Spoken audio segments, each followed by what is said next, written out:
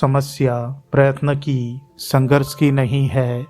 समस्या यह भी नहीं है कि यदि हम मानसिक रूप से और बाहरी तौर पर भी कुछ हो जाने के लिए प्रयत्नरत न रहते, यदि हम संघर्ष न करते, यदि हम प्रयास न करते, तो क्या होता।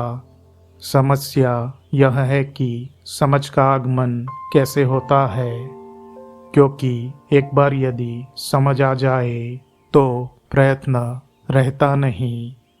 जो आप समझ लेते हैं उससे आप मुक्त हो जाते हैं।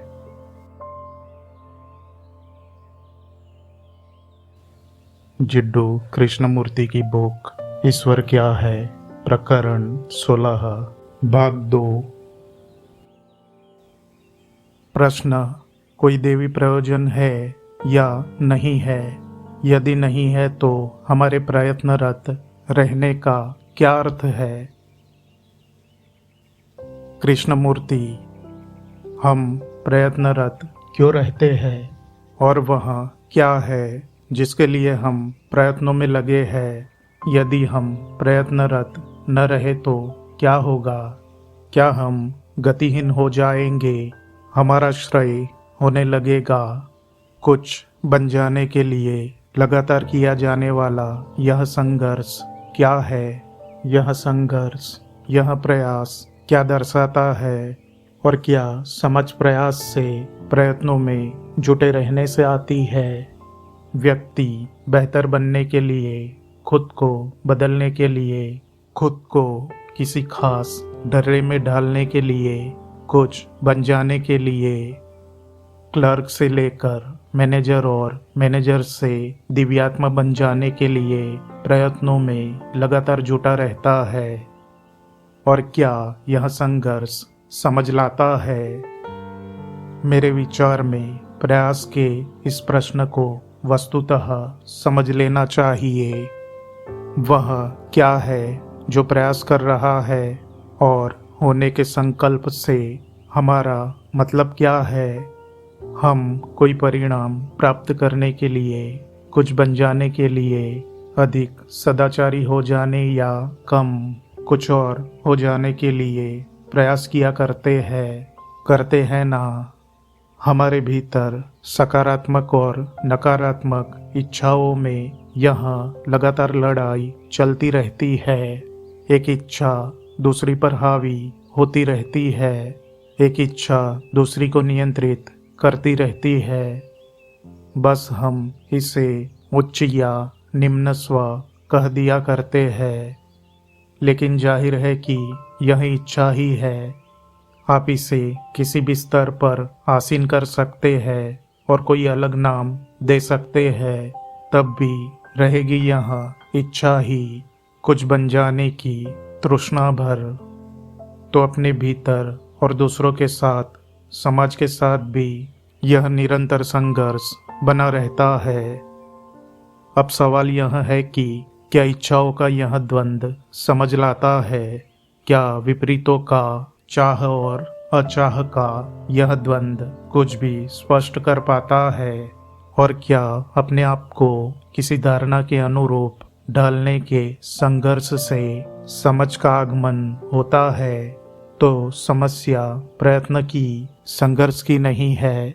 समस्या यह भी नहीं है कि यदि हम मानसिक रूप से और बाहरी तौर पर भी कुछ हो जाने के लिए प्रयत्नरत न रहते, यदि हम संघर्ष न करते, यदि हम प्रयास न करते, तो क्या होता।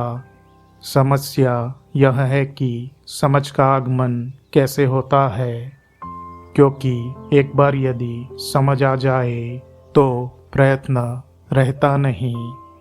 जो आप समझ लेते हैं उससे आप मुक्त हो जाते हैं। समझ अस्तित्व में कैसे आती है मुझे नहीं मालूम। अगर आपने कभी इस बात पर गौर किया है कि जितना ज़्यादा आप समझने के लिए संघर्ष करते हैं, उतना ही कम आप किसी समस्या को समझ पाते हैं। लेकिन जिस पल आप संघर्ष करना बंद कर देते हैं और उस समस्या को अपनी सारी कहानी सुनाने देते हैं, अपना समस्त अभिप्राय बताने देते हैं तब बात समझ आ जाती है स्पष्ट ही, जिसका अर्थ है कि समझने के लिए आपके मन का चुप हो जाना जरूरी है।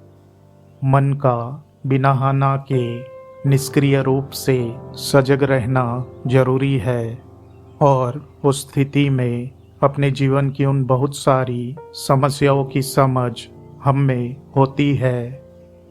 प्रश्नकर्ता यह जानना चाहता है कि कोई देवी प्रयोजन है अथवा नहीं है।